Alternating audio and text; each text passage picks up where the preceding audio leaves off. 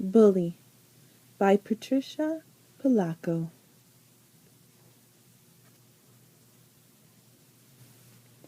It was the first day at my new school. I lived right across the bay from the Golden Gate Bridge now, and it was beautiful to look at, but it wasn't home yet. I dreaded going to school. I missed my old school and all my friends. My stomach was churning and my heart was pounding out of my chest. When I made my way down the hall on my first day of school, everyone was rushing by me, talking and laughing. They all knew each other. I felt so alone. "Hey," a friendly voice called out. "You look how I feel. Are you new here too?" A short, round boy with rosy cheeks and a big smile asked. I nodded. "Me too. The name's Jamie. Jamie Aldridge," he chirped. "I'm Layla Dean," I answered. "So, what grade are you in, anyway?" Jamie asked. "Sixth," I answered. "Me too. Bet we end up in the same home room," he said with a grin. And he was right. Not only were we in the same home room, we sat right next to each other. It didn't take very long for Jamie and me to become fast friends. We ate lunch together every day, and we watched other kids break into groups. The kids they called the geeks and the nerds sat at one table. The toughs sat with the other tough kids. Skateboarders sat at their own table. Arty kids at another. And the sports kids had two tables and were the loudest. Then there was the table where Gage, Kenyon, and Maeve sat. They were the three most popular girls in the school, and they knew it. I learned soon enough that everyone wanted to be like them. They dressed like them, talked like them, and even carried colored cell phones just like they did. They called their table the celebrity table. One day on a school trip, I said to Jamie, "Everybody seems to have a cell phone." "Pretty much." Jamie pulled his own cell phone out of his pocket. "You should get one, Layla," he said. "And a laptop." I shrugged. My father was a doctor and felt that cell phones were for emergencies, and the school had computers. "You need to get both, Layla. That's how you stay connected with the world. Get a Facebook page, too." "I have one," he said enthusiastically. It turned out Jamie was a computer nut. He knew everything there was to know about computers, and he promised to set me up if I could convince my parents to give me a cell phone and a laptop. As the weeks passed, I got to know a lot of the other kids at school. I liked them a lot. Jamie by far was my best buddy.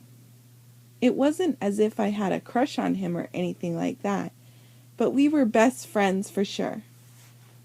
Gage, Kenyon, and Maeve fascinated me, even though they completely ignored me. That is, until I got the highest grade on a social studies essay. Miss Rosin held up my paper and told the class how good it was. Gage gave me a really strange look and whispered, "I always get the best grades in this class." Then she winked and smiled.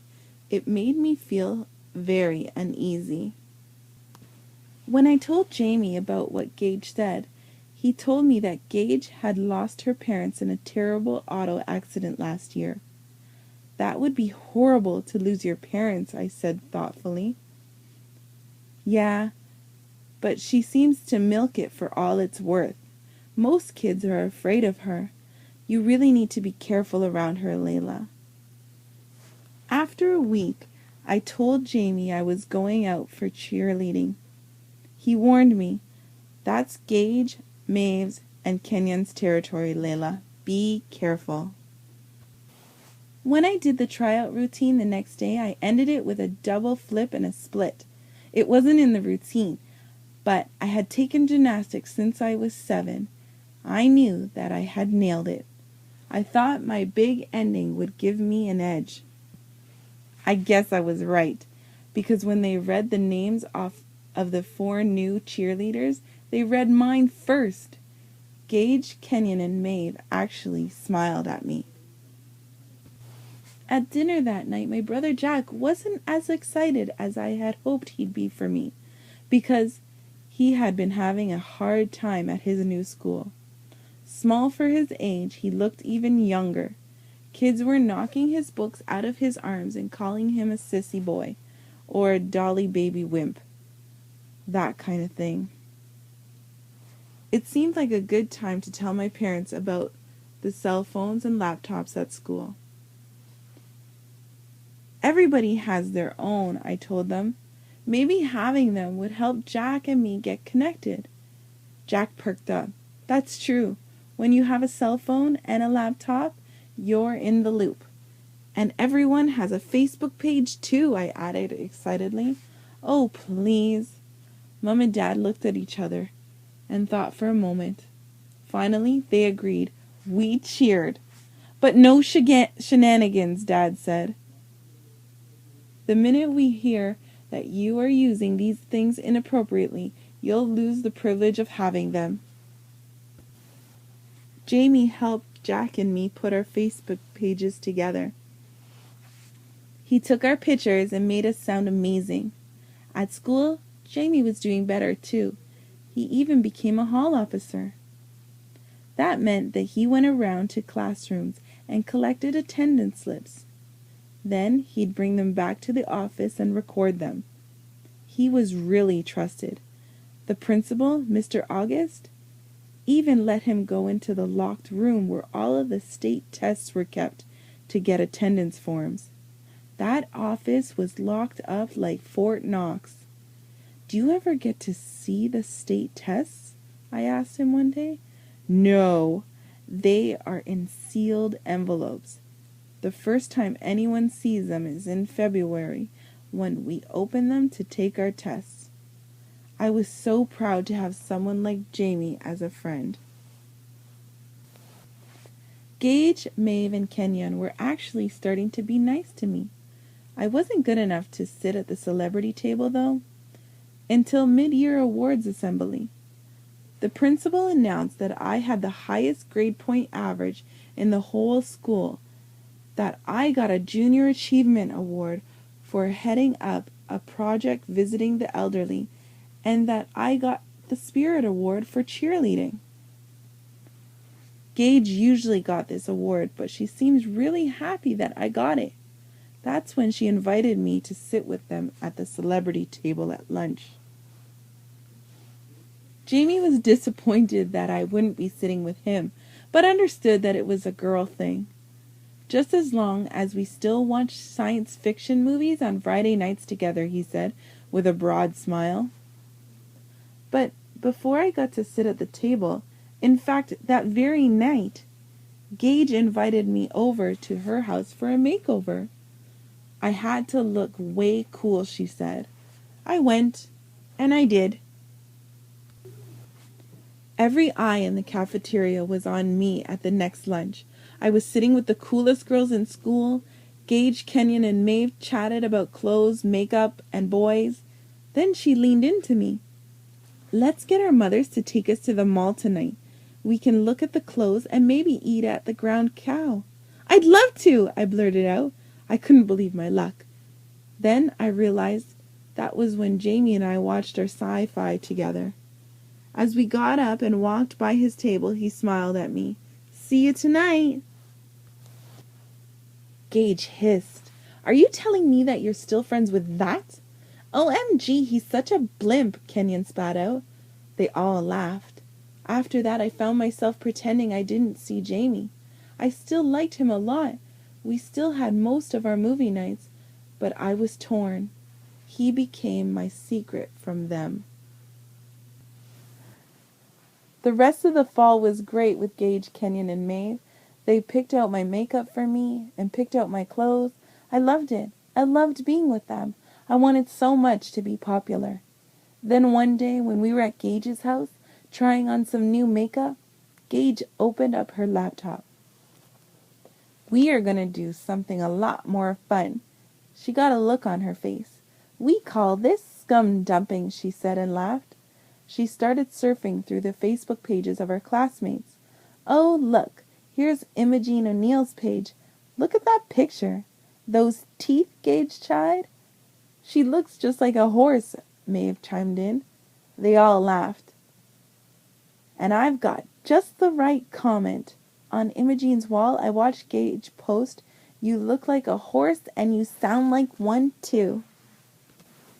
On Judy Mark's page, she wrote, "I hear your mother is chasing after the soccer coach. What would your daddy say?" On Audrey Jones's, she wrote, "Your brother wears makeup and dresses when he's home alone." All I could think of was how all of this would make me or Jack or Jamie feel to see stuff like this on our Facebook walls. They went on to 5 or 6 more pages of school friends making comments. But then they came to Jamie's. "Oh, look, Pudding Butt has a Facebook page," Maeve sneered. Then they found a photo of a huge hippo and put Jamie's face on it. No comment necessary. I didn't say anything. I knew I was letting Jamie down. Having a laptop and a cell did not help my brother. He was getting really mean messages like these almost daily. I didn't know how to help him. And a day later, on Friday night, I asked Jamie, "Jamie, why do people gang up on each other?" Jamie shrugged. "You should see some of my messages." My face flushed. "I guess some people aren't happy unless they're putting someone else down, trashing them," he said softly. He knew. I began to sob. From that time on, I spent less and less time with Gage, Kenyon, and Maeve. I sat with Jamie at lunch the next Monday. When Gage saw me, she cooed, "Did I see you sitting with Jamie Aldridge today at lunch? If you like Jamie so much, why don't you have him sit with us at the celebrity table? He'd be like a court jester or a fat little clown." I got up all the courage I could, and I pulled away from her. "Jamie Aldridge is no court jester, no clown, Gage. He is one of my best friends. I wanted to say, you and your friends are nothing but bullies. Bullies!" Even so, I walked away feeling like a 10,000-pound weight was off my shoulders. I was walking on air. "No one dumps on us, Layla." "We do the dumping," Gage called after me. Then the week of the state tests arrived. I just didn't know how to study for them. They covered everything we've learned in the fall, and more. The day of the test, everyone had to turn in their cell phones at the office. We also had to put our laptops, if we had one, in our lockers. Jamie sat right next to me in the test room. Gage, Maeve, and Kenyon were on the other side of the room. It was a timed test that took over an hour. When we finished, I sat with Jamie at lunch. Gage, Maeve, and Kenyon strolled by me. They smiled and seemed really friendly. A week later, the test scores were posted. I got the highest score on the test, 99.6%. That felt so good. Jamie did really, really well, too, 99%. I noticed that Gage was third. Not bad, 97. But later that same day, it was announced that the state test had been compromised. One of the tests had been taken from the wardroom before the test day. That meant someone could have cheated. Since I got the highest score, I was the first one called into the office. "Layla," the principal started, "your teachers have informed me that you consistently make high test scores, but I have to ask you," he fumbled around, "did you take the test from the wardroom?" "No, Mr. August, I would never do that." I started to get tears in my eyes. "Never." Mr. August believed me and let me go. Gage was right outside the door when I came out. "Why, I didn't know." "Layla," she whispered, "none of us believe that you had anything to do with it, the stolen test. We know you wouldn't do that." I wanted to gag. By the time I got home that night, I was all over Facebook, MySpace, YouTube, and the school's homepage. All the tests were going to be thrown out, and everyone blamed me. I had hundreds of messages on my cell phone, and when I started to read them, I was stunned. Everyone was accusing me of stealing the tests, and there were really horrible messages calling me names. Phony, cheater, skag. On Facebook, someone had changed my profile name to Lying Layla. The next day, everyone either gave me looks in the hall or walked on by as if I wasn't there at all. In one class, someone threw chewed gum at me. And Jamie was out of town. His grandmother in Rhode Island had died. I missed him terribly. Mr. August called me and my parents into the office 2 days later. Teachers were doubting my honesty, he said. In fact, they questioned all of the work I had done all year. Surely, Mr. August, you don't believe the rumors, do you?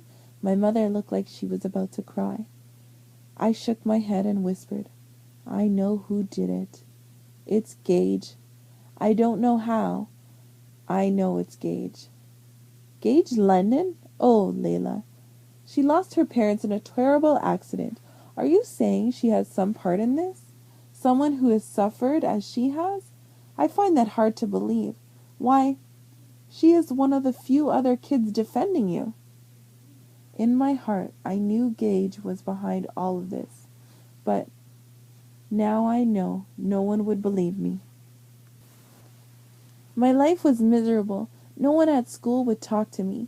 It was as if I wasn't even there. Kids started throwing things at me when I was cheering, and there were more and more horrible messages on my cell phone and on my Facebook wall. When Jamie got home, finally, I told him everything, but he just sat and watched me cry. Then he got a strange look on his face. Layla, I think I can help you. Just sit tight. Then he left. The next morning, Mom and Dad got a call from Mr. August, asking us to come in for another meeting. When we got there, he almost couldn't look at me or my parents. Layla, he began, I want to offer you a profound apology for what you and your family have endured. He took a deep breath. It appears that another person stole the test and launched a campaign on the web and cell phones to see that you were blamed. But who was it, Mr. August? Who could do such a mean-spirited thing? My mom was all teary. The person is a minor and I can't say. Just believe the matter is being handled, Mr. August answered. How did you discover the truth? My father asked. A student came forward that saw the thief. He looked at me. It cleared you, Layla, completely. I saw Jamie that night. It was Friday. I could hardly wait. Jamie, someone saw who stole the test. Jamie smiled. I know, Layla. It was me. I was in the wardroom getting the attendance slips and I saw Gage slip in. I must have left the door open or she was watching me.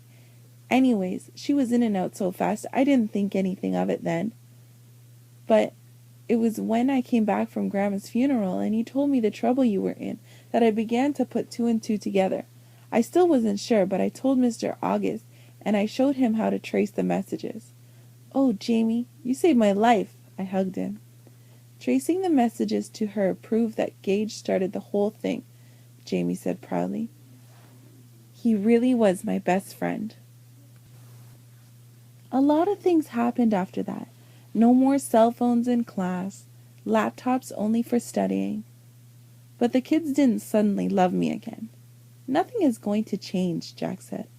Everyone will just go underground. What about when school isn't in session? No one can stop kids from using their cell phones and laptops. To avoid suspension, Gage had to publicly admit that she did it. She had to apologize on her cell phone and on Facebook too, but somehow I feared her apology would be lame. We'll see.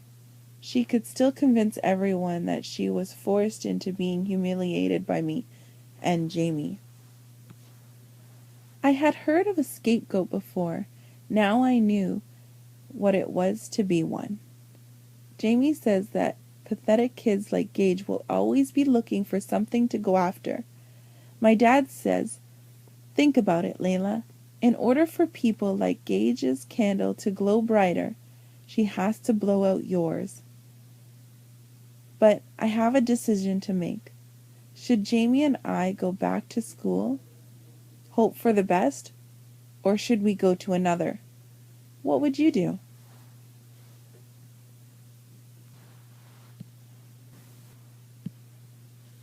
Bully, read by Ms.Shortt.